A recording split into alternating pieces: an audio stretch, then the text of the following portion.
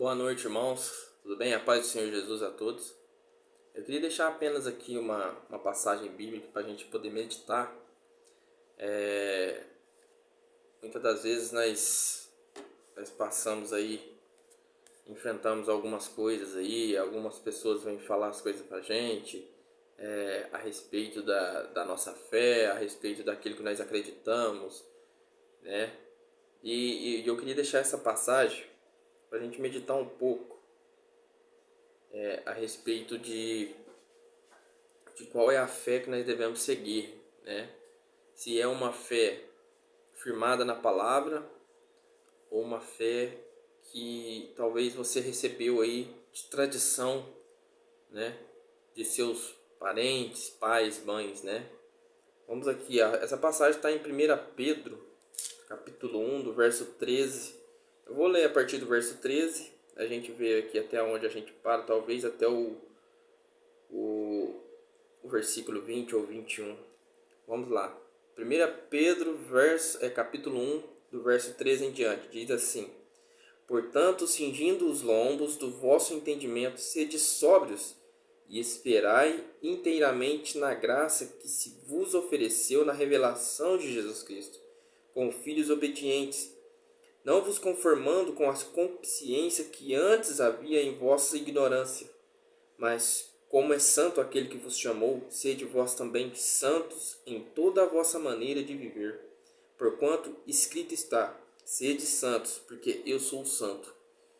E se invocais por Pai aquele que, sem acepção de pessoas, julga segundo a obra de cada um, andai em temor durante o tempo da vossa peregrinação, sabendo que não foi com coisas corruptíveis, como prata ou ouro, que fosse resgatado da vossa maneira de viver, que por tradição recebestes dos vossos pais, mas com o precioso sangue de Cristo, como de um cordeiro imaculado e incontaminado, o qual, na verdade, em outro tempo foi conhecido ainda antes da fundação do mundo, mas manifestado nesses últimos tempos por amor de vós. Até aqui, versículo 20.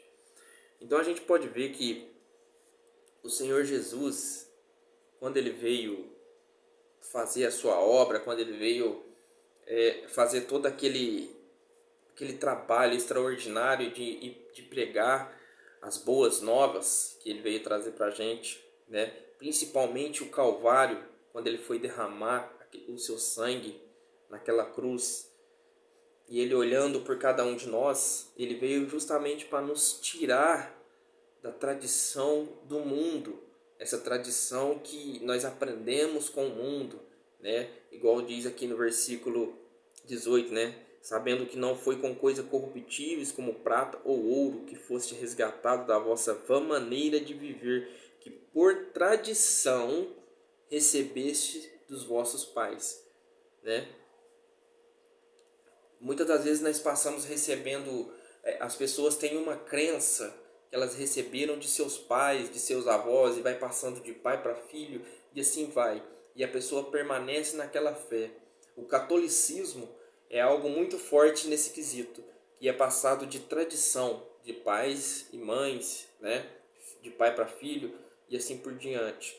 E as pessoas vão seguindo as suas vidas, né, naquelas tradições, e muitas das vezes esquecem de olhar o que Jesus requer de cada um de nós, o que Jesus pede para que nós façamos por Ele, né, por amor a Ele, por amor ao Evangelho, assim como o apóstolo Paulo fez. Com todo o seu amor ao Evangelho, ele padeceu aflição, ele padeceu perseguição, né? Ele abandonou tudo aquilo que ele conhecia, a tradição judaica que ele tinha, que ele recebeu, até porque ele foi um grande conhecedor da lei, né? Ele foi estudado ali aos pés de Gamaliel, que era seu professor, e ele abandonou tudo aquilo, ele teve aquilo lá como esterco, vamos dizer assim, algo que não serve para nada, a não ser para ser jogado fora.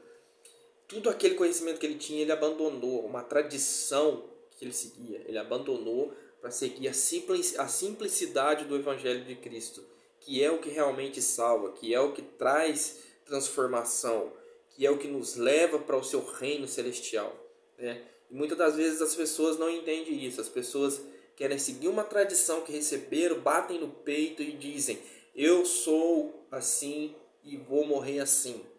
Ou eu sou católico, apostólico romano e eu vou viver assim pro resto da minha vida.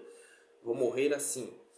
Filho, você que é católico, você que está assistindo esse vídeo, pense bem, analise, porque talvez você está seguindo apenas uma tradição, mas a sua salvação ela está em jogo.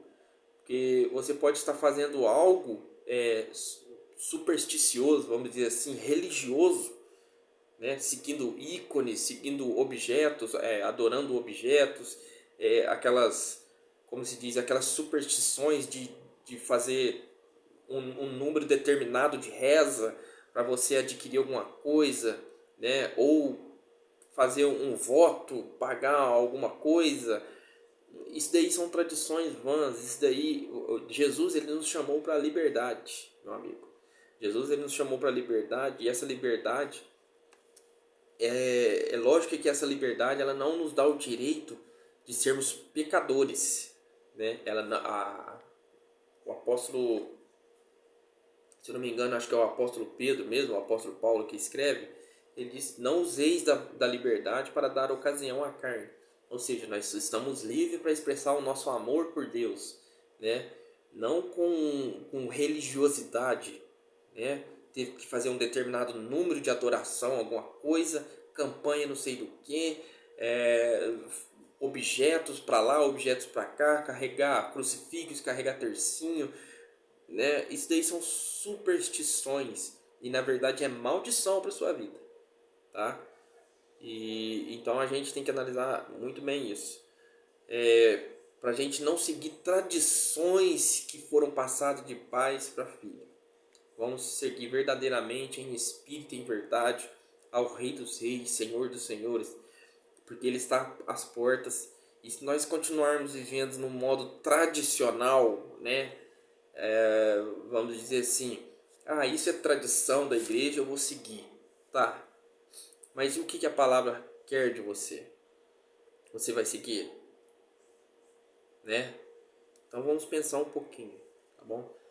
São poucas palavras, eu queria deixar só essa mensagem para os irmãos, que Deus possa abençoar grandemente.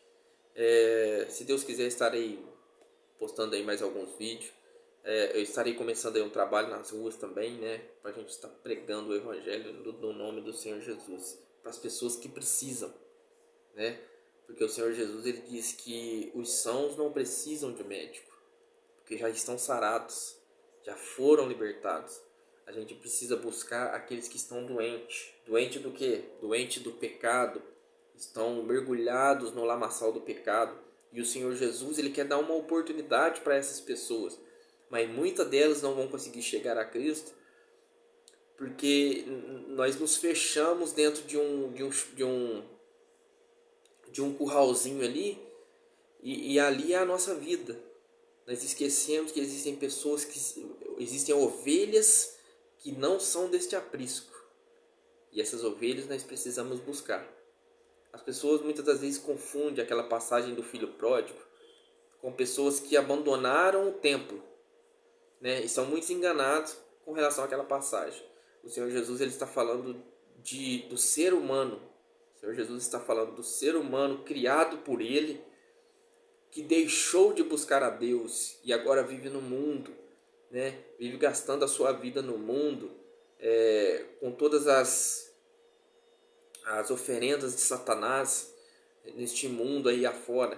E o Senhor Jesus ele quer que essas pessoas voltem. E tem muitos filhos pródigos espalhados pelo mundo que precisam voltar para a presença do seu Pai, para a presença de Deus, né?